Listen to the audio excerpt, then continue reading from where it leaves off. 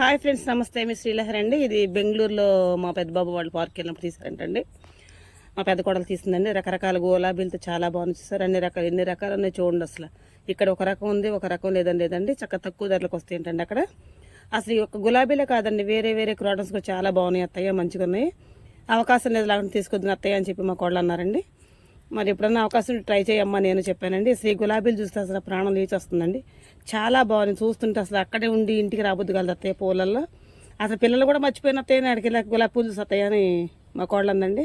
మా బాబు అయితే అక్క అసలు మీ కోడలు అసలు మమ్మల్ని మర్చిపోయింది అక్క, నీ వీడియో తీసుకుంటాను చెప్పి వాడు చెప్పాడండి. మా కోడలు నాకు తీసి పంపించాను బెంగళూరు నుంచి వీడియోని. చూడండి ఎలా ఉందో, మీకు నచ్చిందా అండి? ఇంకేం చెప్పనండి. అసలు గులాబీలు చూస్తే నాకే దిమ్మ తిరిగిపోతుందండి. అసలు చూస్తే అసలు మన నర్సరీలో పెట్టుకుంటే బాగుండు అనిపిస్తుందండి. మీకు నచ్చితే నాకు ఒక లైక్ అండి, ప్లీజ్ సబ్స్క్రైబ్. ఇది వర్షాకాలం కదా అండి. వర్షాకాలం చక్క మనం తెచ్చుకొని బ్యాగులు మార్చుకున్నాం అనుకోండి, చక్క మనకి దిగుబడి కూడా వస్తుందండి. మనం అక్కడ తక్కువ రేటుకి వస్తాయి కదండి. కాకపోతే కిరాయిలు ఎక్కువ ఉంటే కిరాయిలు చూసుకున్నా మొక్కలు కొన్ని చచ్చిపోతే కొన్ని ఉంటాయండి. దీనివల్ల అయితే మనకు మైనస్ ఏం కాదండి, చక్క మనకి డబ్బులు కూడా వస్తాయండి. కాకపోతే ఓపికగా చేసుకోవాలండి.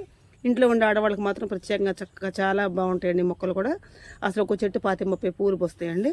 ఈ చెట్లు నేను చూశానండి, వేశానండి. నా నర్సరీ కూడా కొన్ని ఉన్నాయండి, సత్తుపల్లిలో తెచ్చానండి నేను వీటిని. నాకైతే చాలా బాగా నచ్చినాయండి ఈ పూలు. నిదానంగా కొంచెం టైం తీసుకుంటుందండి. తర్వాత నేను కూడా తెచ్చి మా నర్సరీలో పెడతానండి. అప్పుడు నేను మా నెంబర్తో మీకు ఇస్తానండి. మీరు నా కాంటాక్ట్లోకి వస్తే నేను ఈ మొక్కలు పంపిస్తానండి.